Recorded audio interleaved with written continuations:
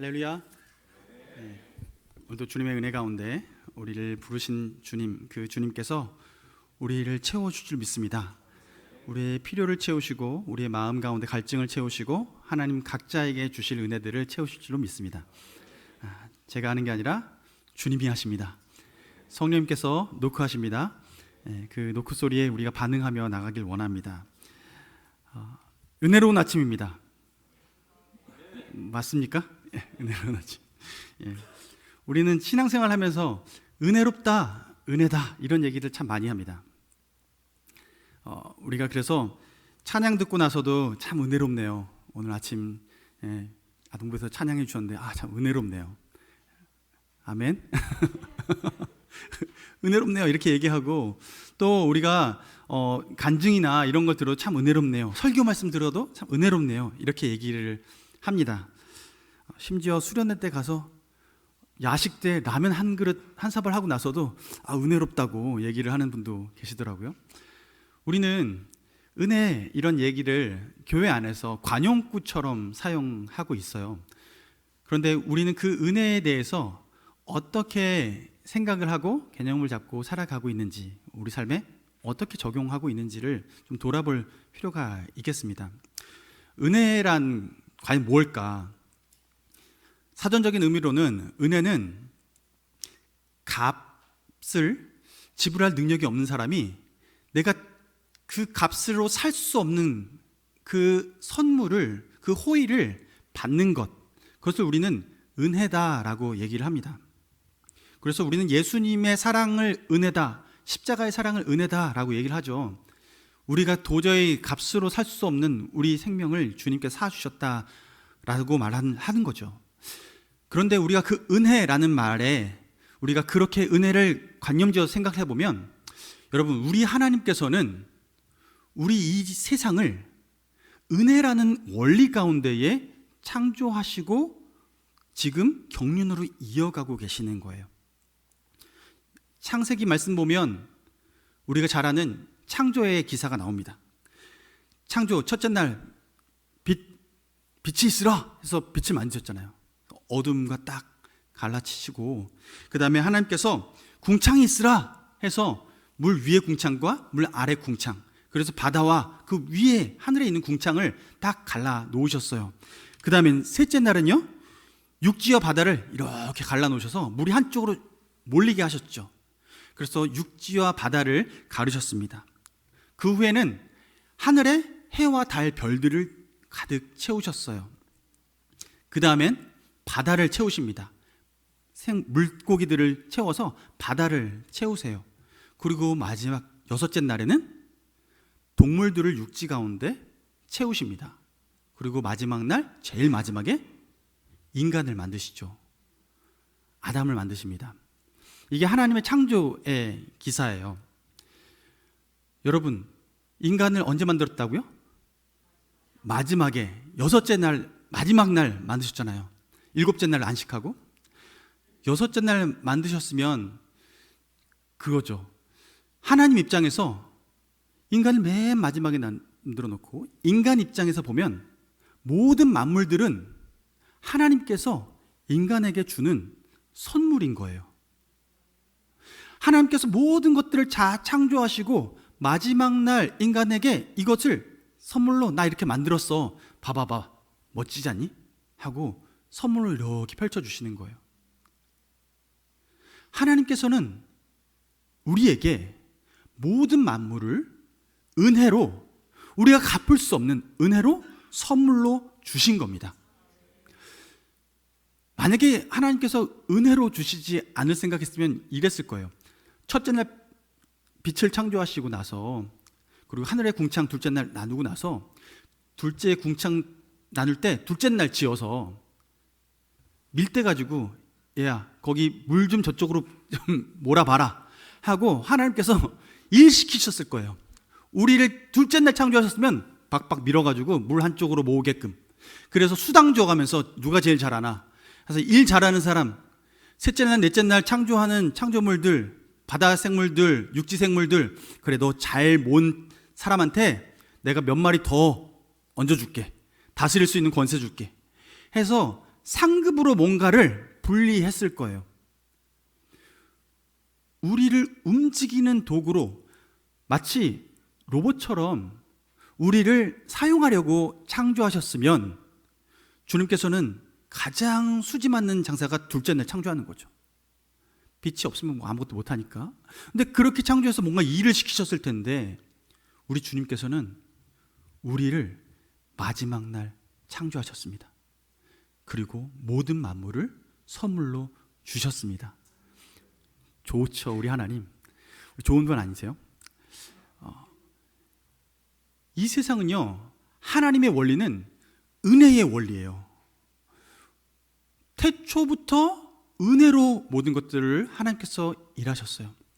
그래서 우리에게 이 모든 것들을 선물로 주셨어요. 마지막 날 인간을 창조하시고 에덴 동산에 놓잖아요. 근데 에덴 동산에는요, 과실수들이 쫙 있습니다. 언제라도 따먹을 수 있도록 예배해 놓으셨어요. 그런데 이 창조의 은혜 원리가 깨지는 때가 언제냐면 창세기 3장에 뱀이 아담과 하와를 유혹하는 그 순간에 이 은혜가 깨집니다. 뱀이 뭐라고 유혹하죠? 하와를?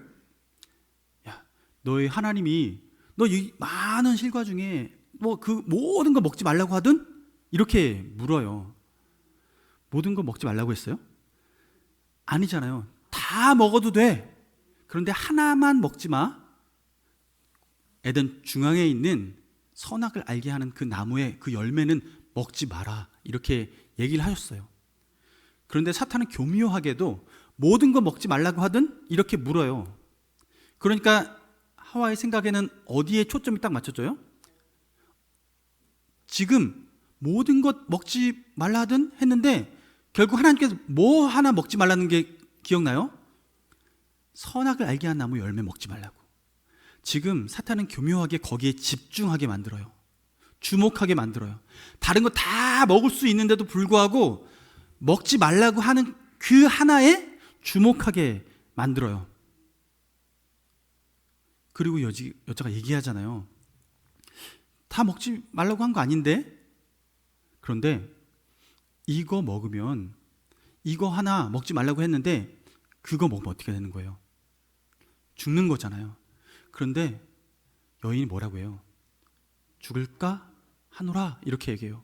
그런데 그때 중요한 게 뭐냐면 사탄이 창세기 3장 5절에 이렇게 얘기해요. 동산 중앙에 있는 나무의 열매를 먹는 날에는 너희가 눈이 밝아져 하나님과 같이 되어 선악을 알 줄 하나님이 아심이라. 여기서의 사탄의 방점은 어디 있냐면 너희 눈이 밝아져 하나님과 같이 되어라는 것에 방점이 찍히는 거예요. 그래서 이 얘기는 하나님이 베푸시는 이 많은 풍성한 것들의 은혜들을 누릴 수 있도록 허락해 주셨는데 그거 말고 그거 하나만 가지면 너는 하나님처럼 돼서 내 마음대로 다 할 수 있어 라고 하는 거예요. 자기가 주인 되어 살라는 거예요. 자기가 주인 돼서. 결국 어떻게 합니까? 아담과 하와는요, 자기가 주인 되기로 결단을 합니다. 그래서 선악을 알게 하는 나무의 열매를 따 먹어요. 먹고 나서 눈이 밝아지죠. 밝아지는데 여러분, 선악을 알게 하는 나무 열매잖아요. 지금 따먹는 순간 어떻게 됐어요? 죄를 지었어요. 죄를 짓는 순간 선악을 구별하는, 먹는 순간 구별할 수 있잖아요. 자신이 죄진 걸 발견해요. 부끄러워지기 시작해요. 자기가 벗은 몸이 부끄러워지기 시작해요. 지금 이 죄의 결과 내가 스스로 컨트롤할 수 있다고 생각을 했는데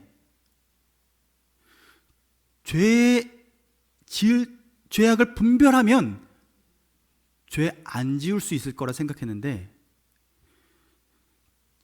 죄 안 지을 능력은 없었던 거예요.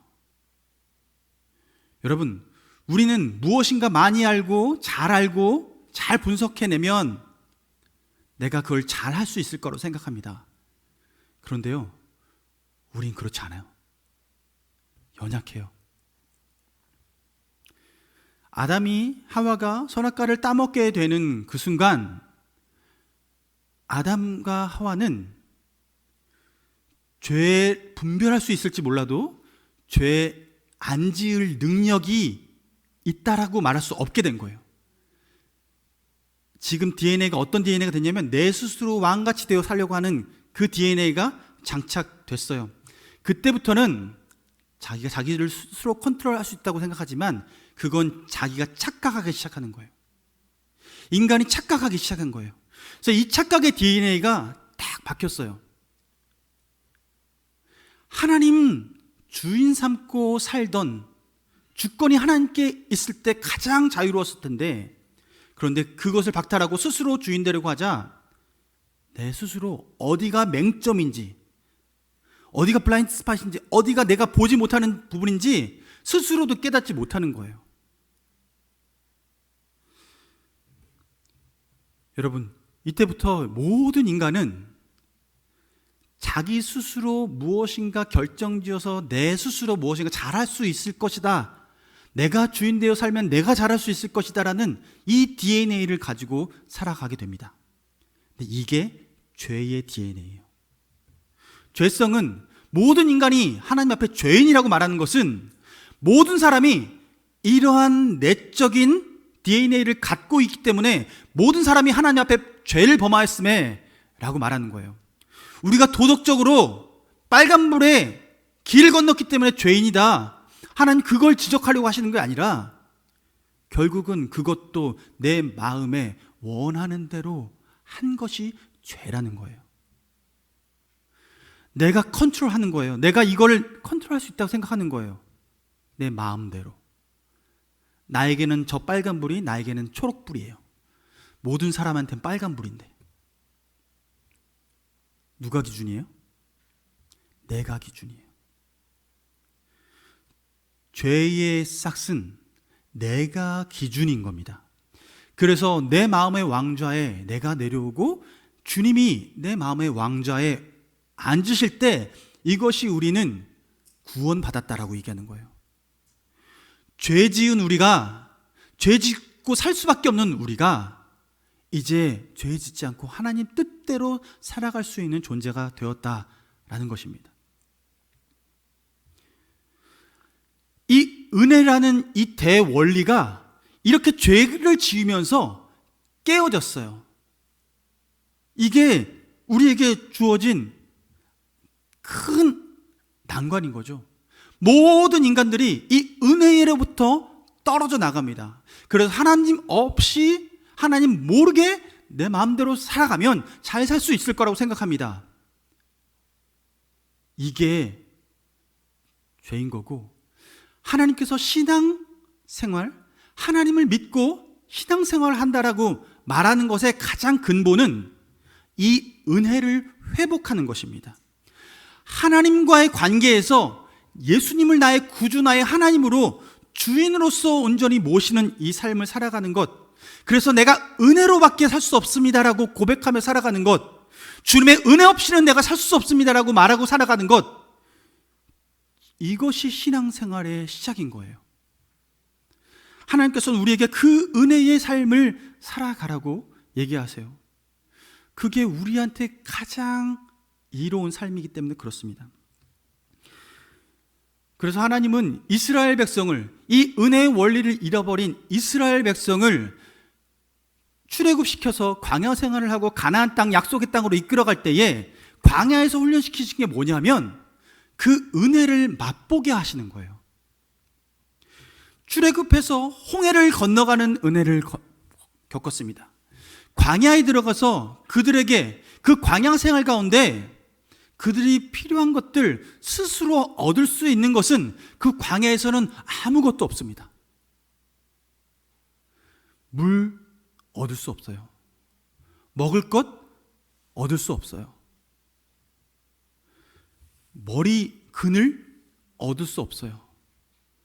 그 어느 것 하나 하루를 버티고 살아가려면 내 스스로 뭔가 경작해서 광야에서 내가 잘 살 수 있다? 아니요. 광야 생활은 그런 생활이 아닙니다. 광야 생활은 100% 주님의 은혜로만 지나갈 수 있는 생활입니다. 그래서 광야에서는 하나님께서 만나와 메추라기로 그들을 먹이셨습니다. 아무것도 먹을 것이 없어서 애굽으로 돌아가자라고 원성이 드높아질 때 하나님께서는 그들에게 만나와 메추라기를 주셨어요. 며칠 길을 걸어가서 목이 마라서 또 모세를 원망할 때 하나님께서는 반석에서 물을 내셔서 이스라엘 백성을 먹이셨습니다. 걸어가는데 낮에 그렇게 뜨거운 태양볕에서 30분, 50분, 1시간 걸어가는 것 너무나 힘든 그 길에서 하나님께서는 구름 기둥으로 그들을 보살피시고 그늘을 주시고 그들을 보호해 주셨습니다. 밤에는 불 기둥으로 그들을 보호해 주셨습니다.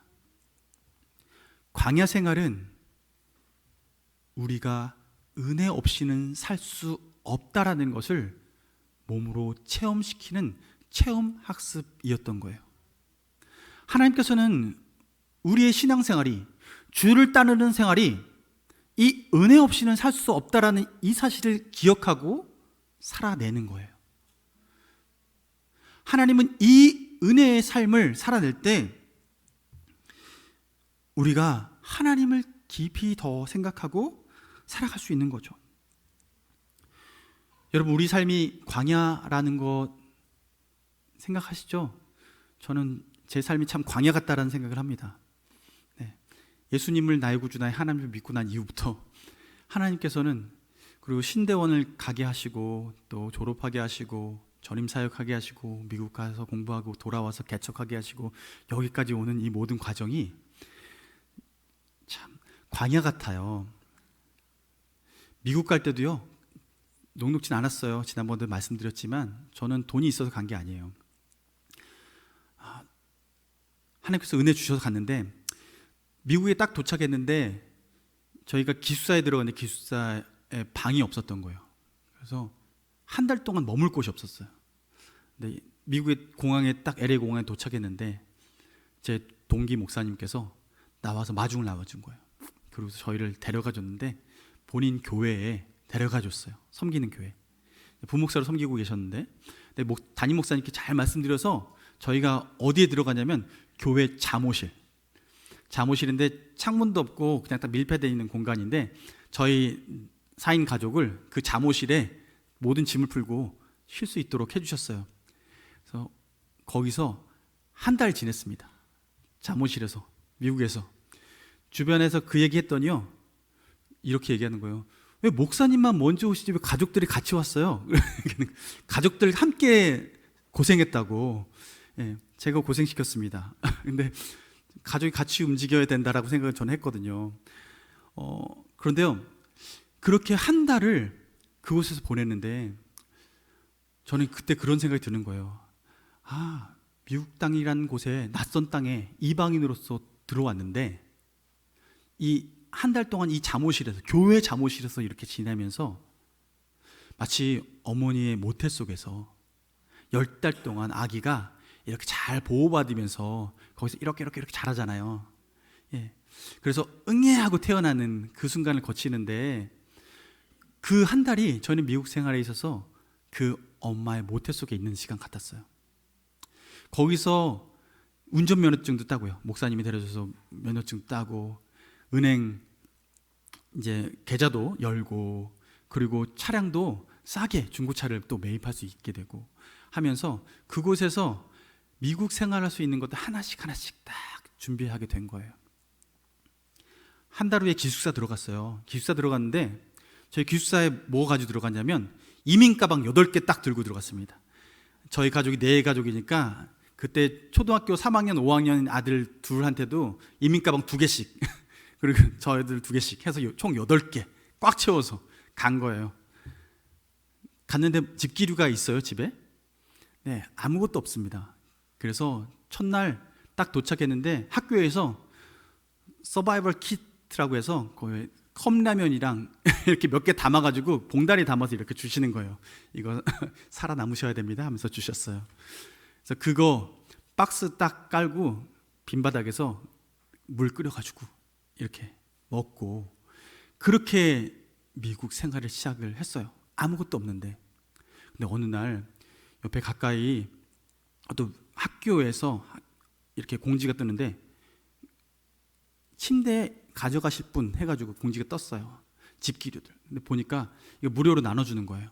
자기 쓰던 거 이제 졸업하고 나아간다고 무료로 나눠주는데 얼른 가서 연락해서 갔더니만 그 침대를 퀸 침대 뭐 이렇게 여러 가지 프린터기 뭐 학교 생활 필요한 것들을 본인들이 이제 더 이상 쓸 일이 없으니 가져가 된다고 외국인 분이 그렇게 하는 거예요. 그래서 난 너무 감사하다 그랬더니 분이 하는 얘기가 We are family. 우리가 가족이라고. 우리가 가족이니까 이걸 주는 거라고 하는 거예요. 저는 처음 보는 사람이에요. 외국인이에요. 예. 그런데 그분이 그렇게 얘기하면서 주시는 거예요. 은혜예요. 우리는요, 은혜 없이는 살 수 없는 존재입니다. 하나님께서는 우리 삶을 그렇게 은혜로 이끌어 가세요. 그렇다면 여러분, 우리가 어떻게 해야 그 은혜 가운데 살아갈 수 있을까요? 예수님께서 우리에게 비유하시는 비유 있죠. 요한복음 15장 4절에 포도나무의 비유예요. 내 안에 거하라 나도 너희 안에 거하리라. 가지가 포도나무에 붙어있지 아니하면 스스로 열매를 맺을 수 없음같이 너희도 내 안에 있지 아니하면 그러하리라 얘기하세요.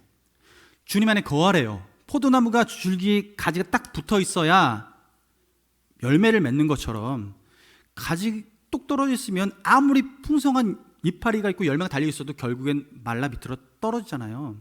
근데 가지가 줄기에 딱 붙어 있어야 열매를 맺는다라고 말씀하세요. 오늘 본문 1장 17절 요한복음 1장 17절의 말씀 이렇게 말합니다. 율법은 모세로 말미암아 주어진 것이요 은혜와 진리는 예수 그리스도로 말미암아 온 것이다 얘기하세요. 여러분, 은혜의 원천이 누구시냐면 예수 그리스도이십니다. 예수님께서는 이 땅에 사시면서 많은 기적과 이사를 베푸시는데 그 어느 것 하나 은혜를 빼놓고 베푸는 게 없어요. 받을 자격이 있어서 준 사람은 없습니다.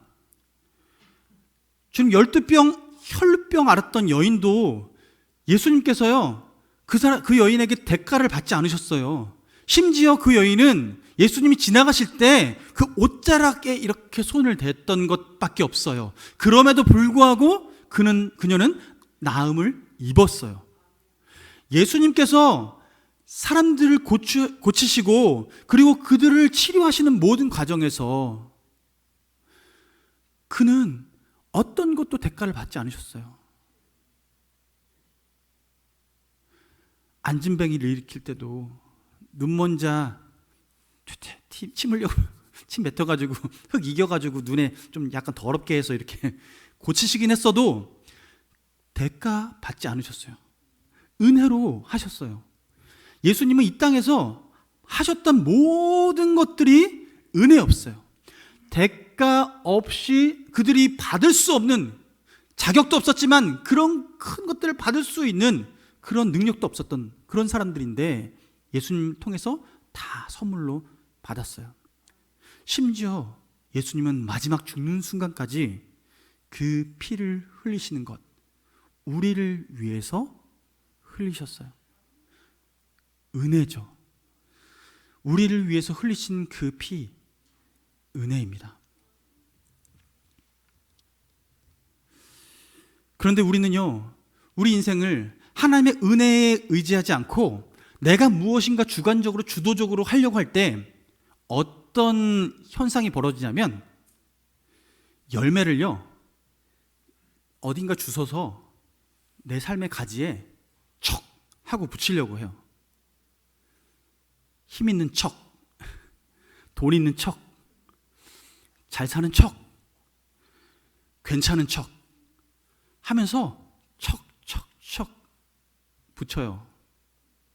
테이프로 잠깐 감아놓는 것 같아요. 자기 능력껏. 그런데 결국엔 떨어집니다. 척 하고 붙여놓은 게요, 뚝 하고 떨어집니다. 은혜로 열리지 않으면 내가 자의적으로 붙이는 것은요, 다 떨어지게 돼 있어요. 여러분, 우리는 무엇인가 있는 척, 가진 척 하는 그 겉모습, 주변 사람들이 그것으로 뭔가 알아주길 바라는 모습, 주님께서는 그거 내려놓기 원하세요. 그런 척하며 살 필요 없다라고 말씀하세요. 지금 너희가 있는 것이 조카도다. 내 은혜가 조카도다. 지금 주님은, 진리이신 주님은 우리가 주님 앞에 있는 모습 그대로 나오기 원하시고, 우리 삶을 사람들과 교제할 때도, 관계 맺을 때도 있는 모습 그대로 교제하길 원하세요. 이게 신앙생활인 거예요. 그리고 내게 부족한 것 하나님께 구해서 은혜 가운데 누리며 살아가는 것, 이게 신앙생활이라는 것이죠. 그래서 주님은 우리에게 이렇게 권면하세요. 히브리서 4장 16절에 그러므로 우리는 긍휼을 받고 때를 따라 돕는 은혜를 얻기 위하여 은혜의 보좌 앞에 담대히 나아갈지니라. 우리는 그래서 그 은혜를 누리기 위해서 주님의 보좌 앞에 나아가는 그 훈련을 해 나가는 것입니다. 신앙생활은 내가 있고 없고에서 없는 것에 매달리는 것, 내가 이것을 어떻게 얻을까, 내가 아등바등하면서 살아가는 것이 아니라, 내가 없는 것을 발견하면 그것을 주님 앞에 아뢰며 그 은혜의 보좌 앞에 나가는 것, 이것이 신앙생활인 거예요. 주님께서는 우리가 그 신앙생활로 하나님의 은혜를 누리며 살아가기를 바라시는 것입니다. 여러분, 우리 주님은 광야에서 아무것도 없어서 메말라 있는 그 땅에 물을 내시는 분이 우리 주님이십니다. 어디에서도 경작해서 작물을 낼 수 없는 그곳에서 하나님께서 만나와 메추라기로 먹이신 분이 바로 우리 주님이십니다. 우리가 믿는 주님은 그런 주님이세요. 여러분, 우리의 신앙은 창세기의 창조만 믿어도 우리의 신앙은 바뀝니다. 하나님께서 없는 중에 있는 것으로 부르시는 그 주님께서 우리 삶을 은혜 가운데 함께 해주십니다. 이것이 우리가 신앙생활 하는 데 있어서 큰 힘이 되는 것이죠. 여러분, 은혜 베푸신 그 주님은 우리 주님이십니다. 여러분, 이게 언제 바뀌게 되냐면, 그 은혜의 주님을 진짜 맛볼 때 우리의 하는 척 이런 걸 다 내려놓게 돼요. 삭개오 보세요.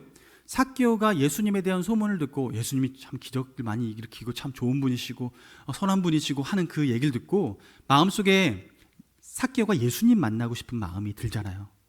그래서 뽕나무 위에 올라가서 예수님이 지나가는 곳, 여리고 마을 들어오실 입구에 이렇게 올라가 있는 거예요. 근데 예수님께서 지나가시다가 굳이 안 봐도 되는데 고개를 올리시고 뽕나무에 있는 그 삭개오를 부르십니다. 말을 거세요. 그냥 지나쳐도 될 그 사람에게 예수님께서 말 거시고, 오늘 내가 내 집에 유하여야겠다라고 말씀하세요. 그때 삭개오는요, 내려와서 예수님을 모시고 자기 집에 가서요, 함께 식사를 차리고 먹고 마시고 이야기를 나눕니다. 그런데 놀랍게도 삭개오는 그 예수님과의 그 시간을 보낸 이후에 자신이 힘센 척, 돈 많은 척 하면서 사람들 착취하고 그리고 사람들 괴롭혔던 그 마음이요, 다 녹아집니다. 예수님과 함께 있을 땐 내가 이런 척 저런 척 안 해도 되는구나 라는 것을 경험한 거예요. 그래서 그 후부터는 그는 그 척하는 삶을 내려놓습니다. 그래서 자기가 착취했던 것들 다 갚아주는 거죠. 여러분, 은혜의 주님과 함께하면 이런 변화가 일어납니다. 우리에게 이렇게 은혜를 주시는 이유는 한 가지예요. 고린도후서 9장 8절 말씀에 이런 말씀이 있어요. 하나님이 능히 모든 은혜를 너희에게 넘치게 하시나니 이는 너희로 모든 일에 항상 모든 것이 넉넉하여. 근데 이 넉넉한 것에 중요한 게 아니라 그 넘어서 모든 착한 일을 넘치게 하게 하려 하심이라. 하나님은 은혜를 주시고 우리가 모든 것이 넉넉해졌을 때 그 다음에 주님께서 원하시는 게 뭐냐면 모든 착한 일, 이 모든 착한 일을 넘치게 하시는 거예요. 그래서 은혜는 우리 삶의 열매가 착한 일로 열매 맺혀야 되는 것이에요. 하나님께서는 우리에게 이 삶의 공식을 가르쳐 주시고 은혜 가운데 살아가라고 말씀하고 있습니다. 여러분, 우리 주변에 있는 척, 힘 있는 척 하는 사람들을 만나시면 그 사람 왕따시키지 마세요.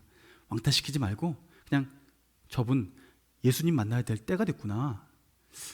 삭개오가 예수님 만나서 변화된 것처럼 저분 예수님 만날 때가 됐구나 라고 생각하시고 예수님 소개시켜 주세요. 주님께서 변화시킵니다. 우리는요 그냥 중매장이에요. 그냥 소개시켜 주는 거 이상 뭐 할 게 없어요.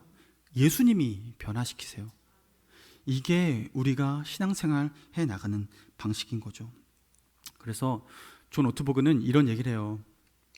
교회가 세상과 다른 게 뭐가 있을까?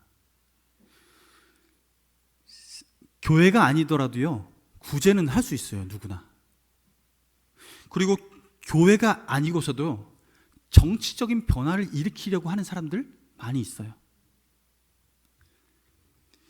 그리고 교회가 아니어도 도덕적이고 지혜롭고 교훈적인 이야기들을 주변에선 우린 들을 수 있어요. 그런데 은혜는 우리 주 예수 그리스도 그분으로부터밖에 나오지 않습니다. 그래서 교회는 그 은혜의 강이 흐르는 곳이 되어야 합니다. 우리 공동체가 그런 공동체가 되어야 돼요. 하나님께서는 우리가 그런 공동체로 서 있길 원하시는 거죠.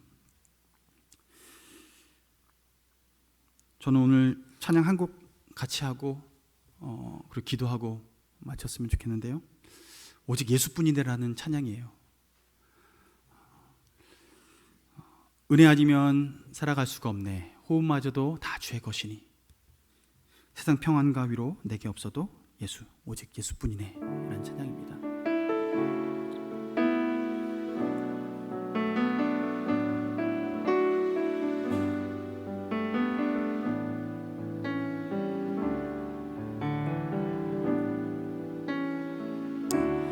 은혜 아니면 살아갈 수가 없네. 호흡마저도 다 주의 것이니 세상 평안과 위로 내게 없어도 예수, 오직 예수뿐이네. 우리 다시 한번 고백할까요? 은혜 아니면 살아갈 수가 없네.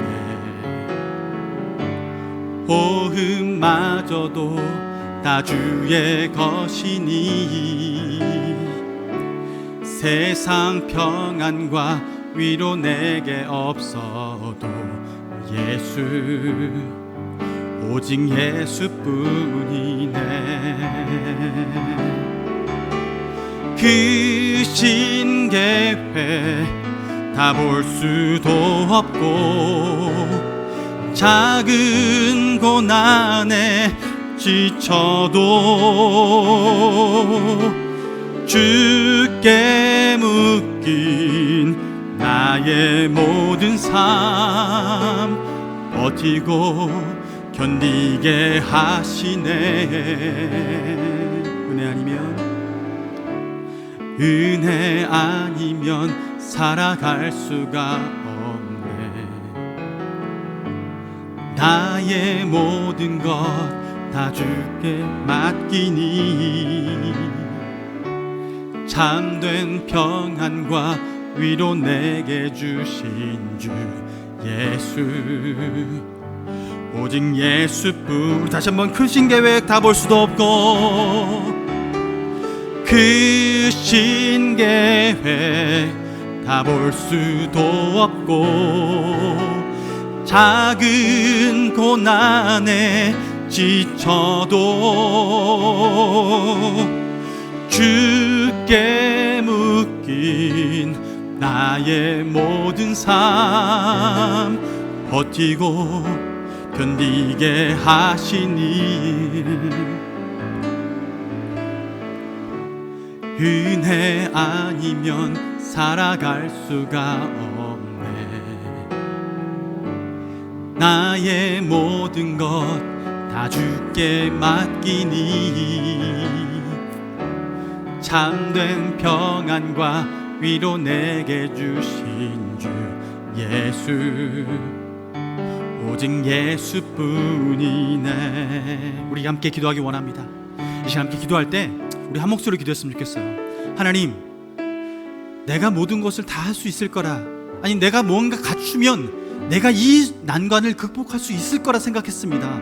그러나 주님, 이 광야 같은 이 생활 가운데, 이 세상 가운데 내가 이 광야를 뚫고 지나갈 수 있는 유일한 길은 주님의 은혜 없이는 할 수 없음을, 걸어갈 수 없음을 주님 앞에 고백하오니, 주여 내게 은혜를 베풀어 주옵소서, 주여 내게 은혜를 베풀어 주옵소서, 주여 내게 은혜를 베풀어 주옵소서라고 이 시간 주여 한번 부르짖고 기도하겠습니다. 주여!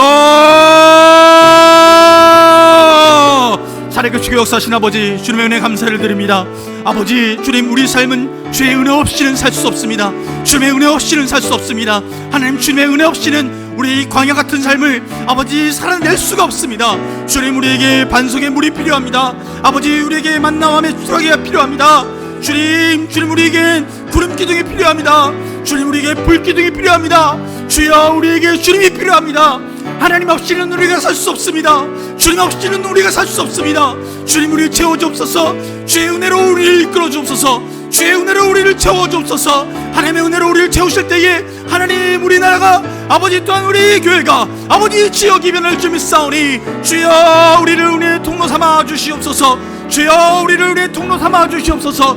주여, 우리를 은혜의 통로 삼아 주시옵소서. 하나님, 우리에게 주님이 은혜의 통로 삼아 나아가실 때에 하나님, 우리 교회를 쓰실 줄 믿사오니 하나님, 우리를 붙들어 주옵소서. 주여, 우리를 붙들어 주옵소서. 주의 은혜로 붙들어 주옵소서. 주님, 내가 무엇인가 할 수 있다는 자만심과 아버지, 무엇인가 할 수 있을 것이라 생각하는 아버지, 주님, 그 마음을 내려놓게 하십시오. 교만한 마음 내려놓게 하십시오. 하나님, 그 교만한 마음 내려놓게 하십시오. 하나님 아버지, 주님, 우리가 주님 앞에 겸손하게 나갈 때에 하나님, 주님의 은혜를 채워줄 줄 믿습니다. 주님 앞에 주님께 채워줄 줄 믿습니다. 주여, 아버지요, 주님, 우리가 그러므로 주님 앞에 나아갑니다. 그러므로 우리는 긍휼하심을 받고 때를 따라 돕는 은혜를 얻기 위하여 은혜의 보좌 앞에 담대히 나갈지니라. 은혜의 보좌 앞에 담대히 나갈지니라. 하나님 아버지, 주님, 우리가 은혜의 보좌 앞에 나왔사오니 주여, 우리를 채워주옵소서. 주여, 우리를 채워주옵소서. 주여, 우리에게 주의 말씀하여 주옵소서. 주여, 우리가 듣겠나이다. 주님, 감사합니다. 주님 아버지, 감사합니다. 주님. 사랑하는 하나님 아버지, 우리는 우리 스스로를 완벽하게 다스릴 수 없습니다.